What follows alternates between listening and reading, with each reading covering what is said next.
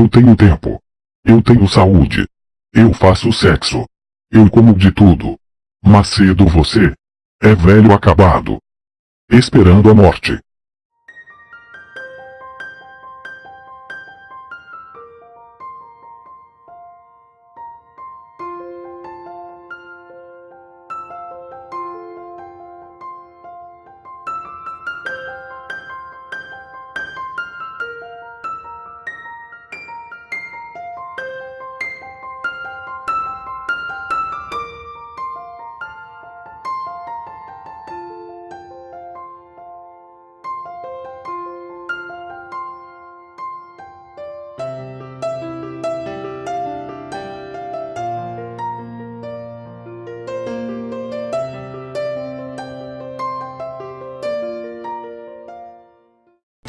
Falei para não ter filho, não falei, não, até pagávamos para fazer tudo, mas tem filho, o problema é seu, se vira, vai embora daquilo, Deus sabe de você não, Deus sabe de tudo você não, se vira.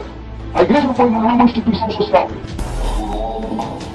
Do Senhor, Bispo Macedo, a partir de hoje, o pastor, ele só vai gerar filho no Espírito. A partir dessa data, não é mais a pastor e filho. Vocês entenderam?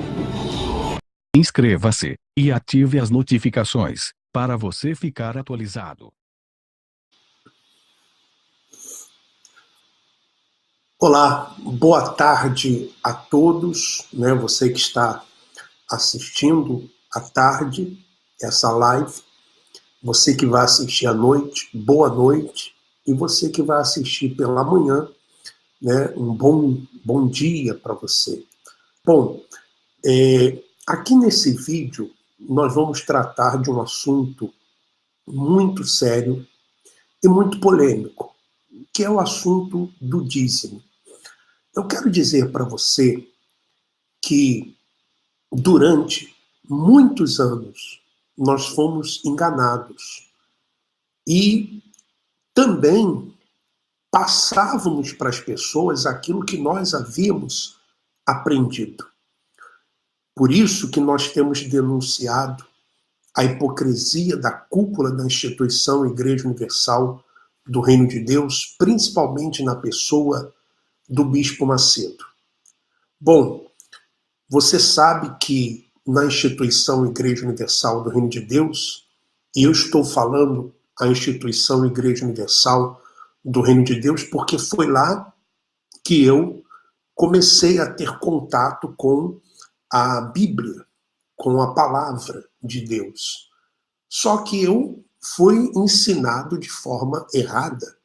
E eu também ensinava as pessoas de forma errada. E nós, na instituição Igreja Universal do Reino de Deus, nós bispos, pastores, nós bebíamos de qual fonte? Nós bebíamos da fonte do Bispo Macedo, uma fonte que jorra água amarga, e por isso nós também passávamos esta água amarga para as outras pessoas. Lá nós éramos ensinados a ler a Bíblia de que forma? Pegando versículos isolados da Bíblia para arrancar o dinheiro das pessoas, para fazer campanhas, para manipular as pessoas. Essa é a grande verdade. Bom, mas nesse vídeo nós vamos tratar desse assunto, que é o assunto do dízimo, mas eu não vou ficar aqui indo de um livro para o outro, um versículo de um livro e um versículo de outro livro. Não. Hoje nós vamos falar apenas de um livro, Malaquias, que é justamente o mais usado, não apenas pela Igreja Universal do Reino de Deus, mas por várias denominações religiosas que se aproveitam da falta de conhecimento das pessoas. Então nós vamos tratar hoje de Malaquias, tá bom? Em outros vídeos, nós vamos tratar de outras passagens, para justamente nós pegarmos o texto, o contexto, a história, para que você entenda exatamente o que o texto está falando, a quem o texto está se dirigindo, tá bom? Bom, em relação ao dízimo, o dízimo existe há muito mais tempo que o cristianismo, né? Templos no antigo ou na antiga Grécia, no Egito e Roma, por exemplo, cobravam tributos desde 1500 anos de Cristo. Eram doações de qualquer coisa que pudesse ser usada como dinheiro na antiguidade, como animais, armas, frutas e água. Bom, eu quero dizer para você que a igreja primitiva, a igreja dos apóstolos, os cristãos na época dos apóstolos, eles não pagavam dízimo, eles não davam dízimo, os cristãos. A Igreja Católica institucionalizou a cobrança do dízimo no Concílio de Macon em 585 depois de Cristo, quer dizer, 585 anos depois de Cristo, a Igreja Católica institucionalizou o dízimo, estabelecendo a quantia de 10% das posses dos fiéis. Mas foi Carlos Magno, rei dos francos, que expandiu a prática, conforme alargava seu império no século IX, difundia a cobrança nas regiões conquistadas. Com o tempo, né, os governos entraram então na jogada, e a igreja permitiu que os reis cobrassem o dízimo, mediante o compromisso de expandir a fé cristã. Então, esse é mais ou menos um resumo histórico, né, do dízimo. Mas vamos então a Malaquias. Seria bom que você, quando acompanhasse esse vídeo, que você pegasse também a sua Bíblia, que você pegasse a sua Bíblia e você lesse versículo por versículo, como eu vou ler, tá? Porque Malaquias, o versículo mais usado pelos pastores para amedrontar as pessoas, é Malaquias, capítulo 3, o versículo 10, né, que diz: trazei todos os dízimos à casa do tesouro, para que haja mantimento na minha casa, e provai-me nisto, diz o Senhor dos Exércitos, se eu não vos abrir as janelas do céu e não derramar sobre vós bênção sem medida. Aqui eles trabalham com a ganância, né? A pessoa não... Você der o dízimo, Deus vai abrir as janelas dos céus e você vai ter muito mais. E por vossa causa repreenderei o devorador, para que não vos consuma o fruto da terra. Então aqui eles falam do devorador, que vai repreender o devorador, que é um demônio, né? Então assim que eles trabalham. E trabalham também com o versículo 8, que diz: roubará o homem a Deus, todavia vós me roubais. Então eles falam que as pessoas estão roubando a Deus, trabalhando com a culpa, né? Colocando a culpa na pessoa. E com maldição sois amaldiçoados, porque a mim roubais a nação toda. Quer dizer, trabalhando com o medo das pessoas serem amaldiçoadas. Porém, vamos ler todo o capítulo 3 para você entender como que os pastores e bispos e as instituições que cobram o dízimo dos seus fiéis, do povo, o quanto eles estão enganando as pessoas, o quanto as pessoas elas são enganadas, Então, vamos começar no capítulo 3, versículo 1, diz assim: eis que eu envio o meu mensageiro. Malaquias, né, o nome Malaquias é uma das traduções ou das interpretações para o nome de Malaquias quer dizer o mensageiro. Eis que eu envio o meu mensageiro, que preparará o caminho diante de mim, né? Embora aqui esteja falando de um mensageiro, né? De repente virá ao seu templo o Senhor. A quem vós buscais? A quem vós buscais? O anjo da aliança. Em algumas traduções está o anjo do concerto. A quem vós desejais? Eis que ele vem, diz o Senhor dos exércitos. Então, quando fala de aliança, fala de concerto, é porque alguma coisa estava errada. Alguma coisa estava errada. Mas quem poderá suportar o dia da sua vinda? E quem poderá subsistir quando ele aparecer? Porque ele é como fogo do ourives e como a potassa dos lavandeiros. Então o fogo serve para quê? Para purificar, né? Para purificar, e também é um símbolo de juízo. E como a potassa, ou seja, o sabão que lava, porque alguma coisa estava suja ali naquela época, que era a época de Malaquias, Então, assentar-se-á como derretedor e purificador de prata. Purificará os filhos de Levi. Olha só, purificará os filhos de Levi. Quem eram os filhos de Levi? Eram os sacerdotes. Porque os sacerdotes eram da tribo de Levi, da família de Arão, da tribo de Levi. E, então, aqui fala, Deus aqui está falando que vai purificar os filhos de Levi, ou seja, os sacerdotes. Então, aqui nós já identificamos para quem é a mensagem. A mensagem é para os sacerdotes. Quem eram os sacerdotes? Aqueles que cuidavam do serviço do templo e aqueles que recebiam os dízimos das outras tribos, porque haviam 12 tribos. Mas a tribo de Levi, por não ter herança, eles não plantavam, eles não iam à guerra.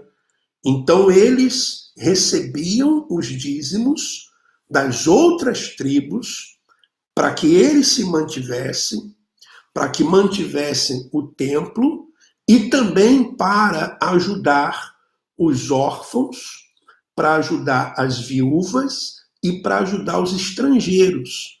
Porque naquela época havia muita guerra, então haviam muitas viúvas, haviam também muitos órfãos e muitos estrangeiros. Então, quem ajudava a essas pessoas eram os levitas, com os dízimos que eles recebiam das outras tribos.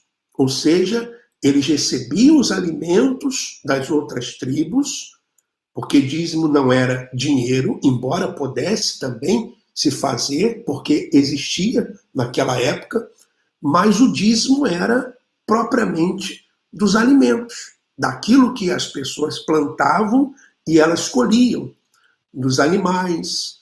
Então, os dízimos eram entregues à tribo de Levi, aos sacerdotes.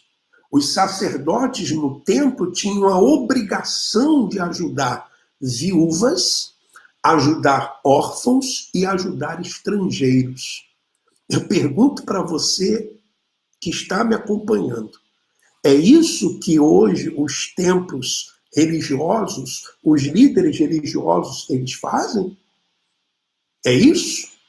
Porque naquela época não existiam leis como existem em vários países, que se o marido morrer, a viúva recebe uma aposentadoria, o filho órfão recebe uma aposentadoria, né? Não existia isso. Então, a tribo de Levi, que recebia os dízimos, tinha a responsabilidade de cuidar das viúvas, de cuidar dos órfãos e de cuidar dos estrangeiros. Vamos continuar. Então, aqui você já identificou que a passagem está se falando, né? Malaquias aqui está se dirigindo a quem? Aos sacerdotes. Ele não está se dirigindo ao povo, ele está se dirigindo aos sacerdotes. Então, diz mais, então purificará os filhos de Levi e os refinará como ouro, como a prata.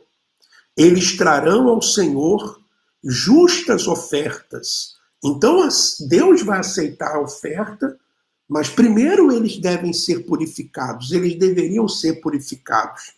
Então, a oferta de Judá e de Jerusalém será agradável ao Senhor, como nos dias antigos, como nos primeiros anos.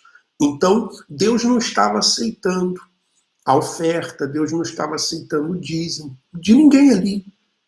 Mas veja, não tire isso da sua mente, que aqui Deus está se dirigindo, Malaquias, Deus através de Malaquias está se dirigindo aos sacerdotes, né? Chegar-me-ei a vós outros para juízo, serei testemunha veloz contra os feiticeiros. O que os sacerdotes estavam fazendo? Eles estavam praticando feitiçaria.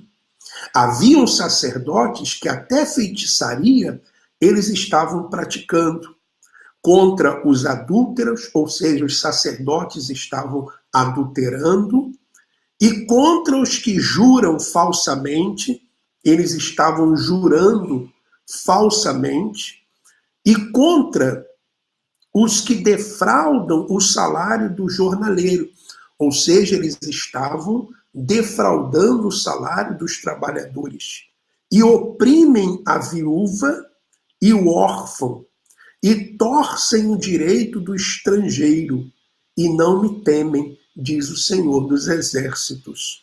Então, veja que Deus está se dirigindo aos sacerdotes. Então não tem nada a ver com você, não tem nada a ver com o cristianismo, essa passagem de Malaquias. Não tem nada a ver com o cristianismo. Tem a ver, sim, com o templo que existia, porque quando eles voltaram do exílio, eles reconstruíram o templo, né? Malaquias, Zorobabel, ali também a passagem de Ageu. Então não tem nada a ver com você que é seguidor de Cristo. Não tem nada a ver com você que é um cristão. Não tem nada a ver. Então, porque eu, o Senhor, não mudo. Por isso vós, ó filho de Jacó, não sois consumidos. Quem são os filhos de Jacó? Então, os filhos de Jacó, quem eram? Eram os cabeças das tribos, né? Das outras tribos, das 11 tribos. Porque o povo pegava os dízimos das plantações, do gado, enfim, levava para o cabeça da tribo, os filhos de Jacó, o cabeça da tribo, e os cabeças das tribos levavam até os levitas, os sacerdotes. Mas o que eles estavam fazendo? Tanto os filhos de Jacó, os cabeças das tribos, como os sacerdotes, eles estavam aliados para roubar o melhor dos dízimos e das ofertas. E não estavam fazendo aquilo que era para ser feito, para ajudar o estrangeiro, para ajudar a viúva, para ajudar o órfão. Eles não estavam fazendo o que deveria ser feito. Então, continua. Desde os dias de vossos pais, vos desviaste dos meus estatutos e não os guardastes. Tornai-vos para mim, e eu me tornarei para vós outros, diz o Senhor dos Exércitos. Mas vós dizeis, em que havemos de tornar? Roubará o homem a Deus? Todavia vós me roubais. E dizeis, em que te roubamos? Nos dízimos e nas ofertas. Quem estava roubando eram os sacerdotes e os cabeças das tribos, os filhos de Jacó. Eles que estavam roubando, o povo não. O povo entregava o que tinha que ser entregue. O povo entregava o que tinha que ser entregue. Mas quando chegava nas mãos dos cabeças de tribo, dos filhos de Jacó, eles roubavam. Quando chegava nas mãos dos sacerdotes, eles roubavam. Então não está falando com o povo, está falando com os sacerdotes, está falando com os cabeças das tribos. Por isso, você vê que os pastores, os bispos, os líderes religiosos, eles não leem todo o capítulo. Eles não leem todo o capítulo. Eles começam a ler do versículo 8, porque eles não querem que as pessoas tenham realmente o conhecimento da verdade. Então o versículo 9 diz, com maldição sois amaldiçoados, porque a mim me roubais, vós a nação toda. Por que a nação toda? Porque a nação toda estava representada pelos cabeças das tribos. As pessoas mesmo não estavam, o povão mesmo não sabia o que acontecia. Ou talvez alguns soubessem, mas no fundo, quem eram os ladrões eram os sacerdotes e os cabeças das tribos. Exatamente isso. E qual era a maldição que acontecia? É que não vinha chuva. Não vinha chuva, e por isso as plantações sofriam, porque eles viviam, propriamente dito, da agricultura. Então, quando Deus diz aqui, trazei todos os dízimos à casa do tesouro, e você veja que a casa do tesouro era exatamente o quê? Era aonde se levava no templo os mantimentos. Aquilo que, 10% daquilo que eles escolhiam, não era dinheiro. Não era o dinheiro. Por isso diz aqui, para que haja mantimento na minha casa. Então era mantimento mesmo. Era alimento. Era aquilo que eles escolhiam. Eram os animais, a uva, a azeitona, todos os produtos que eles produziam na terra. E provai-me nisto, diz o Senhor dos Exércitos, se eu não vos abrir as janelas do céu. O que era abrir as janelas dos céus? Era a chuva, vir a chuva. A chuva que vinha sobre a terra e fazia com que a terra produzisse mais. Fazia com que a terra produzisse ainda mais. Então era isso, não tinha nada a ver com dinheiro, como é feito hoje pelos líderes religiosos. Aí você diz assim, mas existem outras passagens bíblicas? Bom, eu falei para você que em cada vídeo eu vou falar de uma passagem. Eu vou gravar um vídeo só falando lá de Abraão, com Melquisedeque. Depois eu vou gravar um outro vídeo falando só de Jesus quando fala para os fariseus. Ai de vós, hipócritas, porque dai o dízimo. Vou gravar. Vou gravar um vídeo falando também só de Hebreus, quando fala lá também do dízimo. Mas eu quero me ater a uma passagem para que você entenda o contexto dessa passagem. Porque antigamente eu pegava versículos isolados, pegava um versículo assim, roubará o homem a Deus, está vendo? Você está roubando a Deus. E aí ia lá em Apocalipse e dizia, olha, os ladrões não entrarão no reino de Deus. Então, se você não dá o dízimo, você está roubando. Se você está roubando, você não entra no reino de Deus. Fazia essa ligação entre versículos isolados, que é o que eles fazem, que é exatamente aquilo que os líderes religiosos, cães gulosos, eles fazem. Bom, então, ele fala que vai abrir a janela do céu e diz que vai derramar sobre vós bênção sem medida, e por vossa causa repreenderei o devorador. O devorador aqui não é demônio. Devorador, o que era um devorador? Eram as pragas que davam nas plantações. Gafanhotos que devoravam, que destruíam as plantações. Então você está vendo o quanto esses líderes religiosos, eles mentem para as pessoas. Porque eu, quando cheguei na instituição, Igreja Universal do Reino de Deus, eu passei a dar o dízimo. Eu era dizimista. E depois eu passei a ensinar as pessoas também a serem dizimistas. Por quê? Porque eu aprendi errado. Então eu ensinava errado.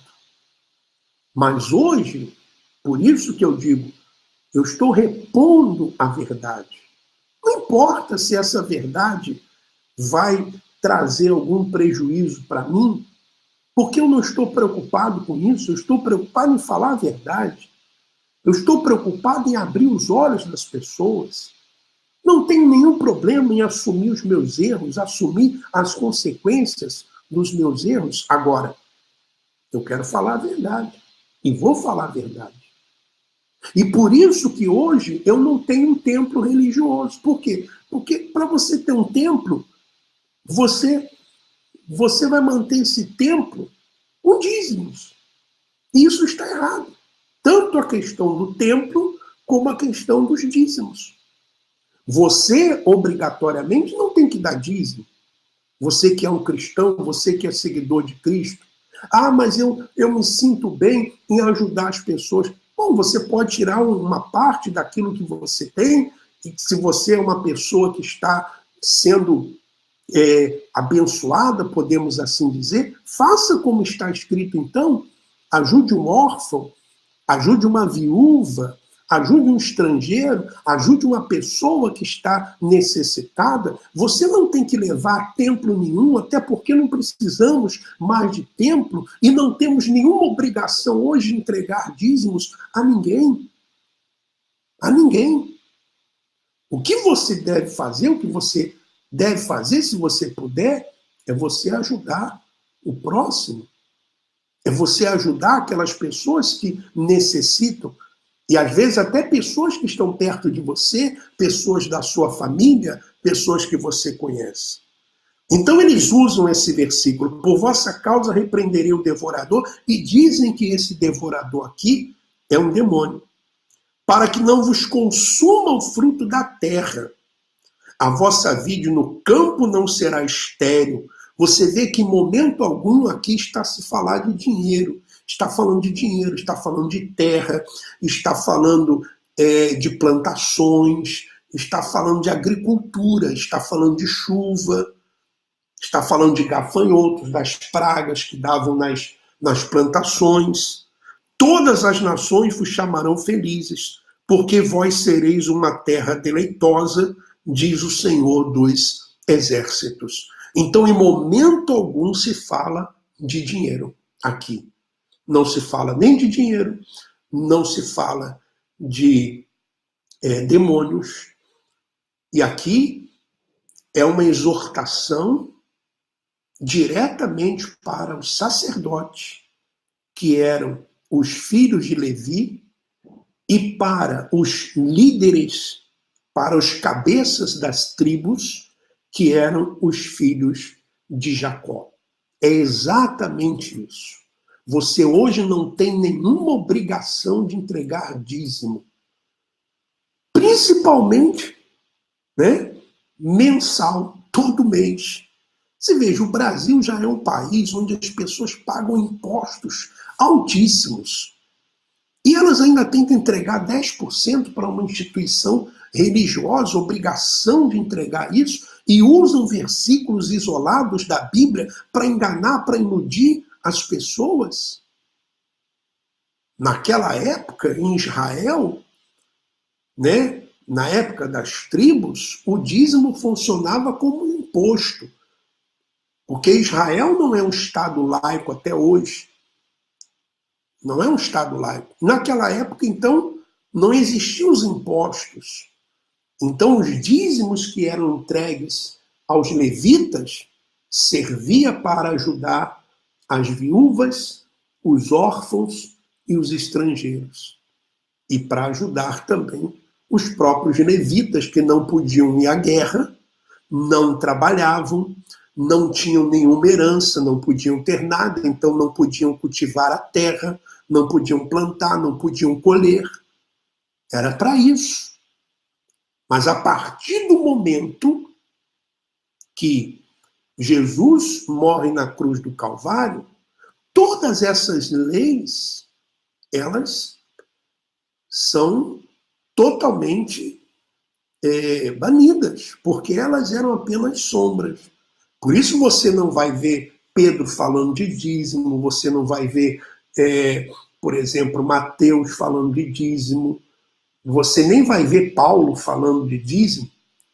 Embora em Hebreus esteja lá escrito sobre dízimos, não se sabe quem escreveu a carta aos Hebreus, e a carta mesmo já diz que era uma carta escrita para os hebreus. Mas mesmo assim, não está falando ali para os cristãos entregarem o dízimo a uma instituição religiosa. Isso foi criado pela Igreja Católica 585 depois de Cristo. Foi instituído pela Igreja Católica. Então eu queria deixar aqui essa mensagem para você.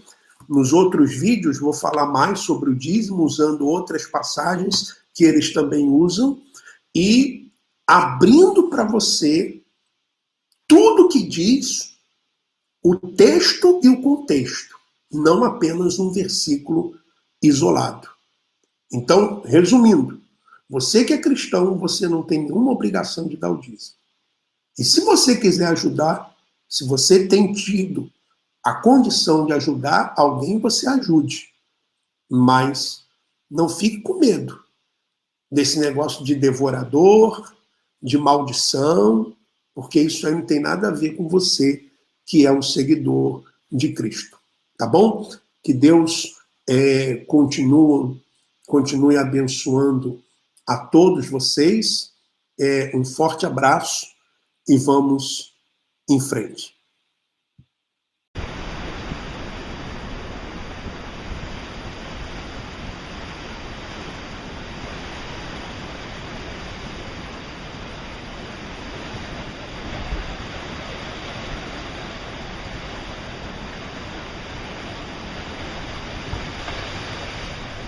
Inscreva-se e ative as notificações para você ficar atualizado.